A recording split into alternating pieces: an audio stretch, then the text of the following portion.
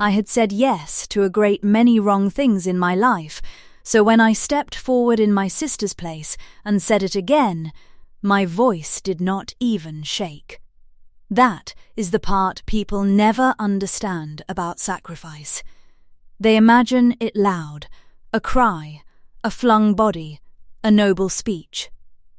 Mine was quiet. It was a single step out of the shadow at the edge of the hall, and 4 words spoken in a voice gone flat with practice: "I will stand instead." And the hall barely noticed the woman who said them, because I had spent 24 years making certain no hall ever noticed me, and I was very good at it, and the only thing my whole life had prepared me for was this. The wrong alpha had come for Tilda. My sister is 19 and bright as a struck flint and entirely unequipped for what a man like Wolfrick of the Hollow Marches does to bright things, and our family owed him a debt I will explain in time, and the debt was to be paid in her. Acclaiming, witnessed, sealed, irreversible, she had stood at that altar, white to the lips, and I had looked at her face. And I had done the arithmetic I have always done. Her life weighed against mine, and mine the lighter, and I stepped forward before the officiant finished the words. Wolfrick did not care which sister. That told me everything about him I needed to know. A debt is a debt, and a body is a body, and he looked at me, the older one, the plain one, the one no one had bothered to enter in the marriage rolls, and he shrugged, and the ceremony went on with me at the altar instead of Tilda, and I felt nothing, which is its own kind of mercy. The bond was a breath from sealing. The officiant had the cord. Wolfrick had my wrist. I was looking, as I have always looked, at the far corner of the room where the light did not reach and no one ever stood, because if you are going to vanish it helps to practice looking at the place you are about to go. That is why I did not see the doors. I only heard them, both of them, at once, flung so hard they cracked against the stone, and then the whole hall was on its feet and turning. And the cold came in off the night behind a man, and the man was the Alpha King. He took 3 strides into the hall and stopped. His eyes went across the assembly, fast, a soldier's sweep, and snagged on the altar, and on Wolfrick's hand around my wrist, and on me. And he went very still in a way I would come to know meant the opposite of calm. "Stop," said the Alpha King. "That bond is void. I want to tell you what I felt, because it was not what you would expect, and the gap turned out to matter. I did not feel rescued. I did not feel the great supernatural lightning the stories promise, the bond snapping into place, the wolf knowing its mate. I felt confused. Because his wolf, when it came up behind his eyes, did not lunge or howl or do any of the things a wolf is supposed to do when it finds the one. It simply looked at me, steady, almost puzzled. The way you look at a word you are certain you should recognize and do not, and the king looked at me the same way, as if he had walked in expecting to void a bad bond and break up a worse man, and had not expected, at all, to be unable to look away from the woman in the wrong place. "Who is she?" he said, to the hall, to anyone. "Why was I not told there were 2? No one answered, because no one had thought I was worth the telling. It should have ended cleanly. A king says, a bond is void, and it is void, that is what kings are for. It did not end cleanly, because Wolfrick of the Hollow Marches had not ridden 2 days to be sent home empty, and he had the one thing more dangerous than strength, which is a lawful claim, and the patience to press it. He did not let go of my wrist. He bowed to the king with his mouth and held his ground with his body. "With respect, your grace," he said, smooth as poured fat, "the claiming is lawful. There is a debt. The Hollow Marches are owed, by writ and by witness, a daughter of this house. Your grace may void a bond. Your grace cannot void a debt sealed before 3 packs. His grip tightened. If not this one, then the younger. The law does not care which. I will take the girl, and we will all sleep easier. And he turned, and he reached for Tilda, and the law was on his side. And for one cold heartbeat, the entire hall did the thing halls do. It deferred. It let the man with the writ take the girl, because the writ was real, and I watched my sister's face go from rescued to doomed in the space of a single breath, and I understood that the king's word had bought me, and cost her. She is under my protection. The king said it without raising his voice, and the room snapped back like a sprung cord. Both daughters. The debt will be heard, lawfully, before a council, where your writ can be read, and your witnesses questioned, and the manner of its making examined. Until then, no one in this hall lays a hand on either woman, including you, including me. A pause that had iron in it. You wanted the law, Wolfrick. You will have all of it. Every page. It was beautifully done, and I knew even then that it was not a victory but a delay, and that the king had just staked something of his own on a stranger and her sister, and that I did not understand why, and that I had better find out before the council met. He had me brought to the Iron Reach with Tilda that same night, in the king's own colours, and I rode through the dark, not knowing whether I had been saved or merely repossessed by a better-mannered owner. I am, you will gather, not a trusting woman. I had reasons. I have them still, though fewer. They gave us rooms. Good ones. Tilda slept the sleep of the newly undoomed, and I sat awake in a chair I had pulled to the darkest corner. Because a strange room is a room you survive by knowing where the shadows are, and I had survived a great many rooms. This is the place to tell you the thing about me, since I have been circling it. I am 24. Our parents died when I was 16, and Tilda 11, and from that night I became the thing that stands between my sister and the world. And the way you do that, the way a girl with no rank and no wolf and no protector does that, is you make yourself small and useful and silent, and you say yes. Yes to the work no one else will do. Yes to the men who must be placated. Yes, and yes, and yes, until saying it costs you nothing, because there is nothing left it can cost.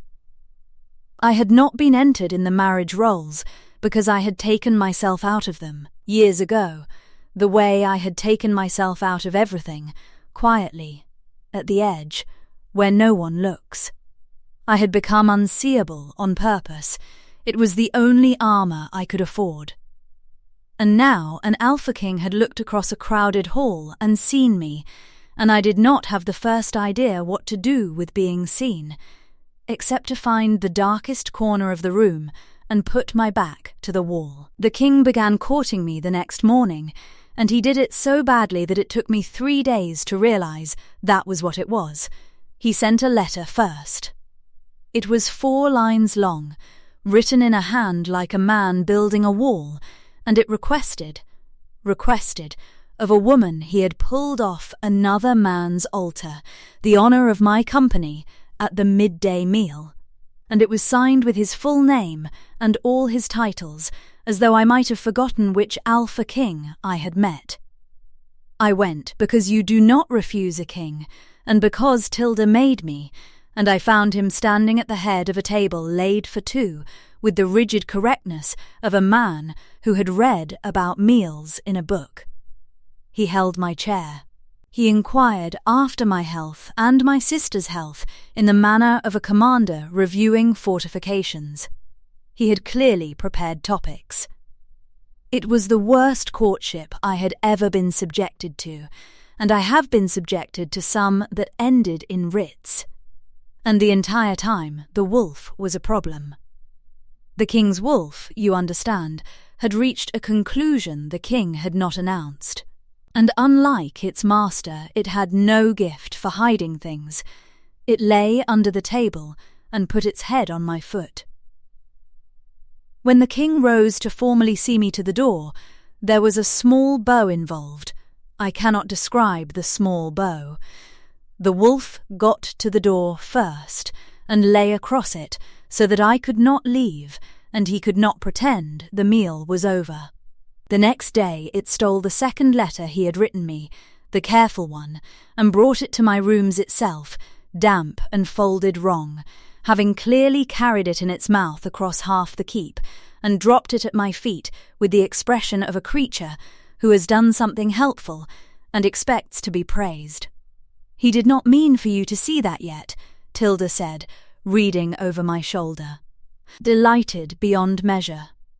"Look, he's crossed things out." He wrote, "I find I think of you," and then scratched it to, "I trust you are well." I did not laugh. I want that noted, because I came very close, and I had not come close to laughing in a long time. The court, meanwhile, had its own reading of all this, and the court's reading found its way to me the way these things do, through a pair of ladies who did not trouble to lower their voices, on the assumption that the plain sister was not worth lowering them for. "He hasn't claimed her," one said. 3 days, and the wolf hasn't claimed her. There's no bond. You can always tell. He'll be done with the novelty by the new moon, and the hollow marches will have its girl after all. A little laugh. No bond. Mark me, no bond. I stood at the edge of the corridor where they could not see me, old habit, useful again, and I turned the words over, and I told myself they only confirmed what I already knew, that a king does not keep a plain debt girl from a nothing house, that whatever had made him look had already begun to wear off, that I would do well to keep my back to the wall. I was wrong about why he had looked, but I would not learn how wrong for a few more days, and by then I had made the mistake of beginning, very slightly, to hope. The vulnerable thing happened in the library, where I had gone to be where the court was not. He found me there, or the wolf did, and the king followed his wolf, which I was learning was the actual order of operations in that keep. I was in the corner, naturally. He did not make me come out of it. He drew a chair to the edge of the room, to the dark where I stood, and sat in it, a king folding himself into the shadows, because that was where I was, and something behind my ribs did a thing I did not give it permission to do. "You keep to the edges," he said. "Not a question.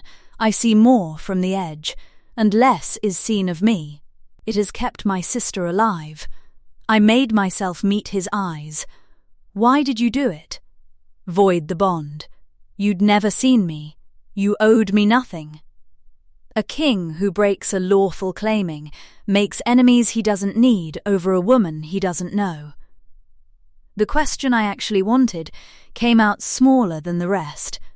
What did your wolf tell you that night that made it worth the war you've started? He was quiet for a long moment. I watched him decide whether to give me the comfortable answer or the true one, and I watched him, to his enormous inconvenience, choose the true one. "Nothing," he said. My wolf told me nothing. That is the part I have not said aloud to anyone, and I would ask you not to repeat it, because half my court is waiting to hear that the bond struck me like lightning. And it did not. He turned the words over the way I turn mine.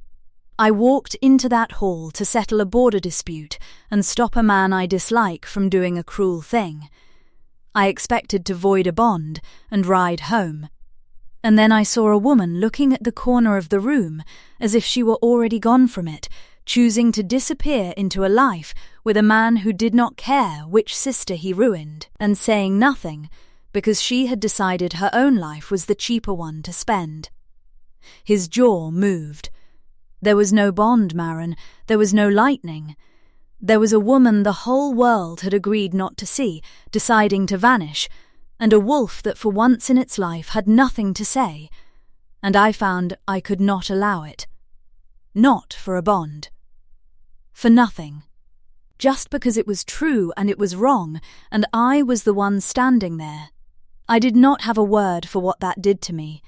I have one now. It undid, in a single quiet afternoon, 24 years of believing that the only way to be safe was to be cheap. That's worse, I said, when I could. You understand that's worse. A bond would have been an excuse. You're telling me you chose. Yes, on purpose, with no one making you.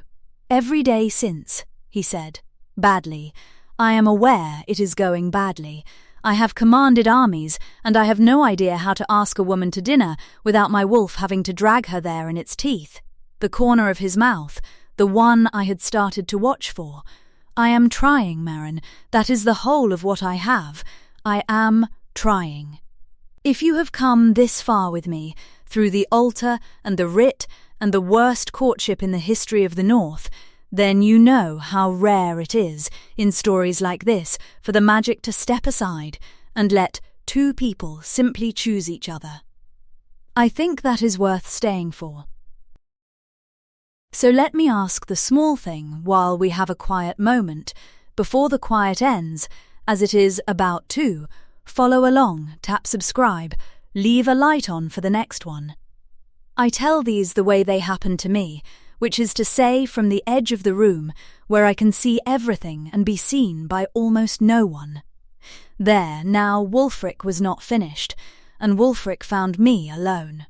He came to me in the lower gallery 2 evenings before the council, when I had slipped off to the edges as I do, and he had clearly waited for exactly that, because men like Wolfrick understand the habits of women who hide. He did not threaten me. That is too crude a word for what he did. He stood a careful, lawful distance away, and he was almost gentle, and he laid it out like a man explaining weather. "The writ is good," he said. "You know it is. You were there when your fool of an uncle signed it. The council will read it, and the council will rule for me, because the law is the law, and a king's infatuation is not. So here is the kindness I am offering, since I am not the monster the king would like you to think." He let that sit. "Withdraw, tell the council you go willingly, that the king overstepped, that there was never any coercion. Come quietly to the hollow marches, as the writ requires, and I will leave the girl. Tilda walks free, marries some farmer, lives long and dull and safe. Or a small shrug.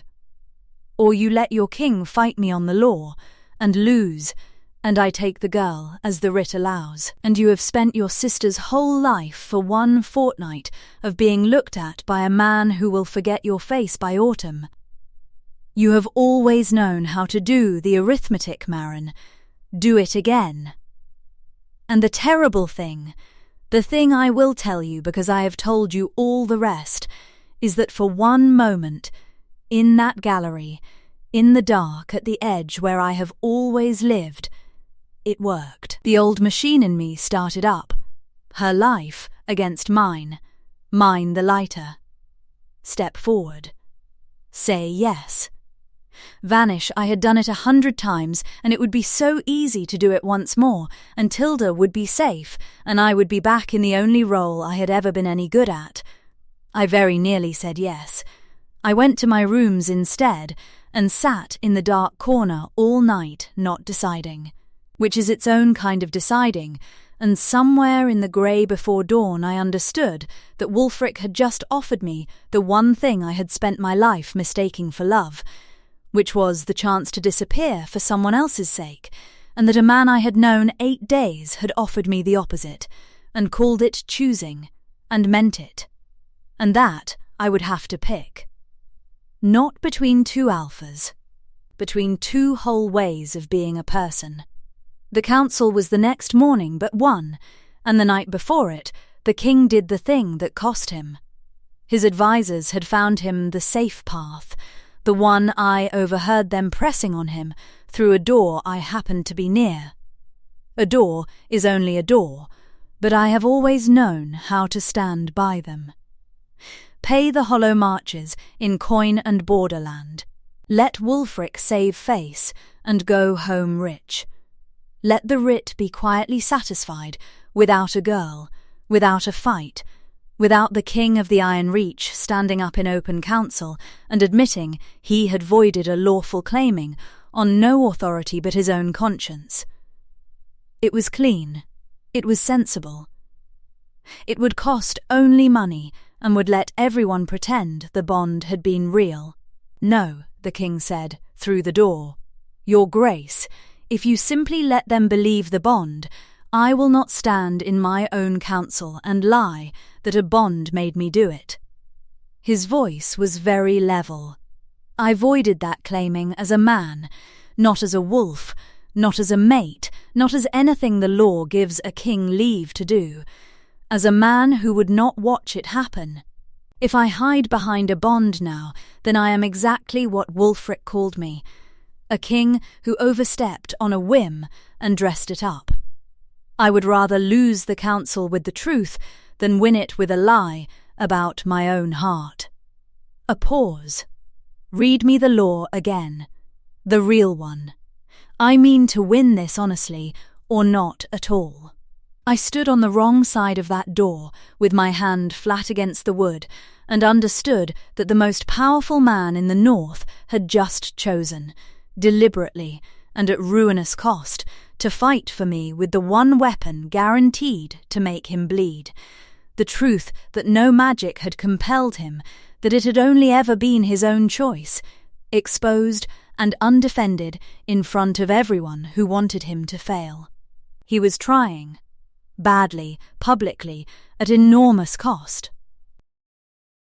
He was trying, and it occurred to me, standing in the dark by his door, that I had been letting him do it alone. That I had been planning, even now, even after the library, to do the old thing, to vanish, to spare him, to step backward into the shadow and let the writ take me, so that no one I cared for had to fight. I had been about to make myself cheap one final time and call it protecting him. I went to bed and did not vanish. It was the hardest thing I have ever done, and I did it by doing nothing at all, which is the only way I knew how to begin. The council met in the great hall, 3 packs witnessing, the writ laid on the table between the king and Wolfrick like a blade neither would touch first. I will not walk you through all of it. The law was read. The writ was good. Wolfrick was right about that. My uncle's seal was on it. The debt was real on its face. The witnesses spoke.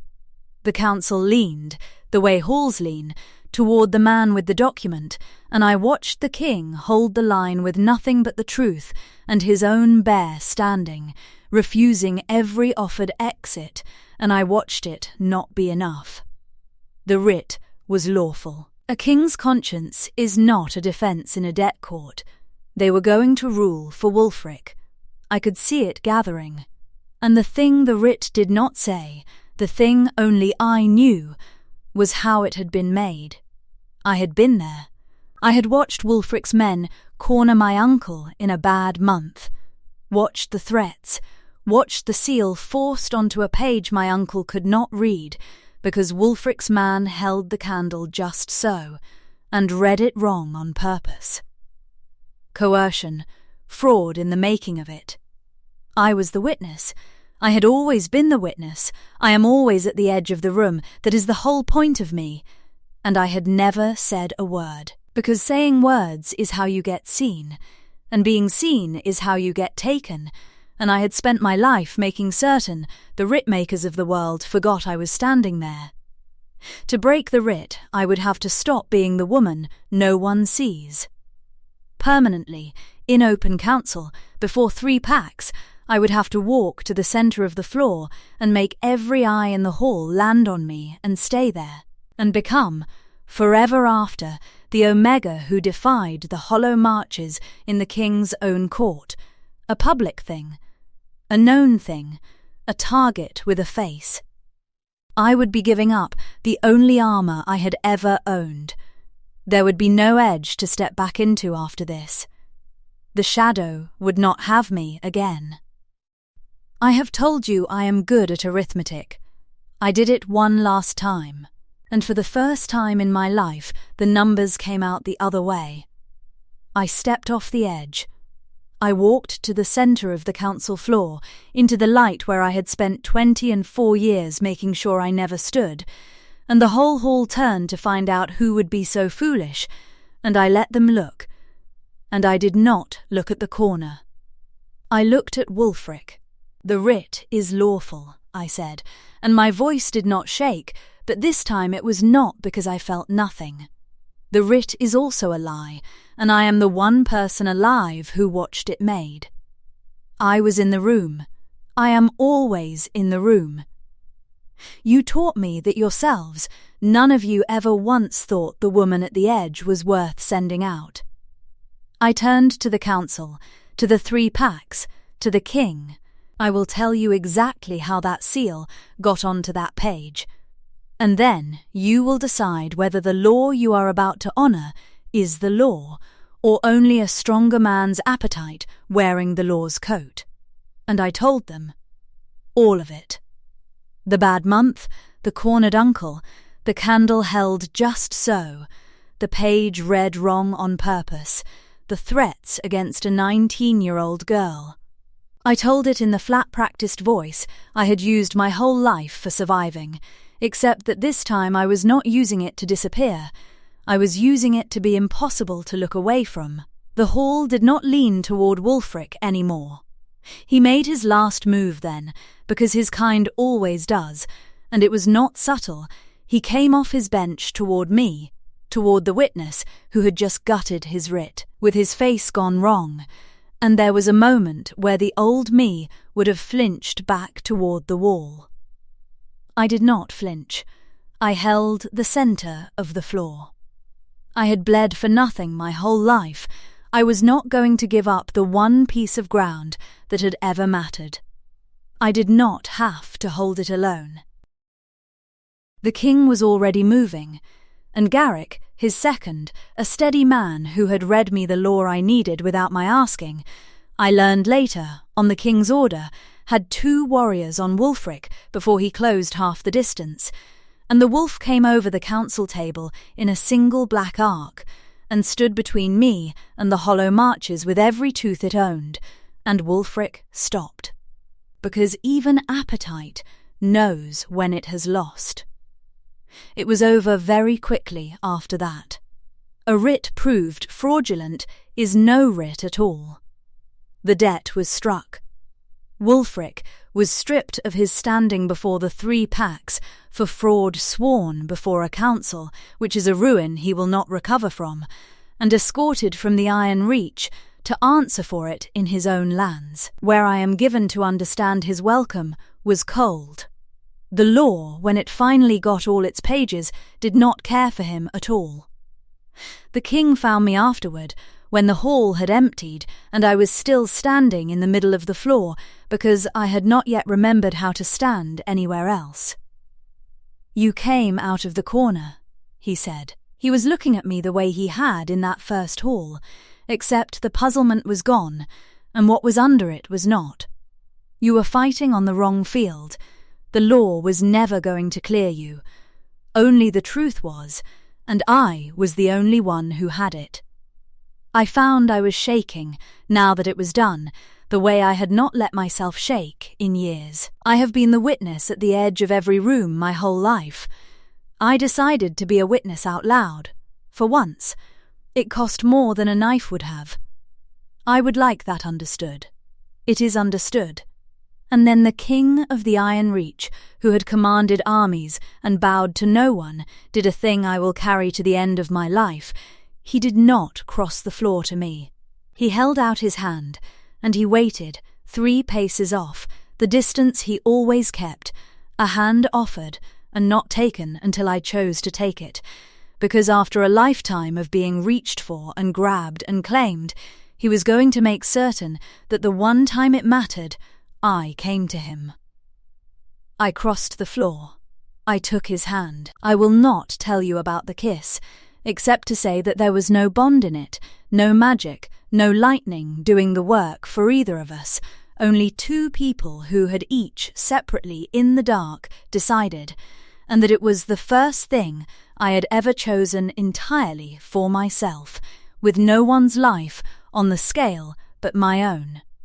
There was fallout, because there is always fallout. Voiding a lawful-seeming claiming and breaking a writ before 3 packs is not a thing a kingdom simply swallows. There were alphas of the Hollow Marches faction who muttered that the king had set a dangerous precedent, that a wolfless Omega's word had unmade a sealed debt, that no contract was safe if conscience could overturn it. The king answered them in open court, plainly, that a contract built on fraud was never a contract, and that a kingdom which could not be corrected by the truth from the mouth of its lowest-ranked woman was not a kingdom he cared to rule. Some of them stayed angry. Kingdoms run on some people staying angry. He bore it. He had decided too, the way he decided everything now, on purpose, awake. At cost, and I, who had spent my life unseen, was now the most discussed woman in the Iron Reach, which I hated, and survived, and slowly stopped hating, the way you stop flinching at a sound that never turns out to be the thing you feared. It is spring now. A little more than a year since I stepped forward at an altar to disappear, and a king walked in 1 minute too soon to let me. I have thought about that minute a great deal. Had he come a minute later, the cord would have sealed, and I would be in the Hollow Marches now, vanished, safe in the way a stone at the bottom of a well is safe. He has apologized, more than once, with great formality, for the timing, for not coming sooner, for the minute Wolfrick nearly had. I have told him he has it backward. He did not come too late. He came 1 minute too soon for the woman I had spent my whole life building, the one who knew how to disappear and had a plan and was 3 breaths from carrying it out. He walked in and ruined her, that small efficient ghost, and I have never been more grateful to have something of mine destroyed. Tilda is here, bright as ever, courted now by exactly the sort of dull-kind young man I would have chosen for her if anyone had ever let me choose anything, and she chose him herself, which is better. She no longer looks at doors as if they are coming for her. Neither, I am told, do I. Cedric still courts me, though we are well past the need, because he has decided I am owed a courtship done properly after the one he botched, and he is no better at it than he was, and his wolf is no less of a menace about it. It lies across my feet at the high table in front of the whole court. It has stolen, to date, 3 letters, 1 glove, and the king's own crown, which it deposited in my lap during a state dinner with the air of a creature presenting incontrovertible evidence, while Cedric closed his eyes and several ambassadors pretended very hard to be looking elsewhere. I did not laugh. I have started laughing again, generally. In the last year it turns out it was only resting. But I save the real ones, and that one I saved. He came to me at the turn of spring, in the library, in the chair he still pulls to the edge of the room out of habit, even though I do not stand in the corners any more. He said my name, the careful way he says it, like a word he is glad to have learned. His wolf never knew you first, he said. I want to be sure you understand that, since the court still tells it the other way, and always will. No bond chose you for me. I saw you, and I decided, and I have been deciding every morning since, and I will go on deciding until I am too old to stand. I would rather have chosen you awake than been struck by you asleep. The corner of his mouth. It is harder. I recommend it. I have spent my life saying yes to wrong things in a flat voice so that someone I loved would be safe. I said yes to him in a voice that shook, for the first thing I have ever wanted purely for myself, and let it shake, and let him see it, and did not vanish. I was the woman no one was supposed to see. He walked into a crowded hall and saw me anyway, with no magic telling him to, for no reason but that I was true and being erased, and he was the one standing there. I have made my peace with being seen. It took a year and a public council and a wolf with no sense of occasion, but I got there. I stepped into the centre of the room. And I stayed. So tell me, did you believe it was the Bond when he stormed in? I did. The whole hall did. We are trained to. Come find me in the comments and tell me the moment you realised there was no lightning, only a man who decided, because that, I have come to think, is the better kind of story, and the rarer one. And tell me where you are listening from tonight. I like knowing where in the world the lamps are lit. If this one kept you company, stay a while. There is always another. And there is always. I am sorry to report that, Wolf. Subscribe, and I will tell you the next one the way it happened to me, from the centre of the room now, where I can finally be found.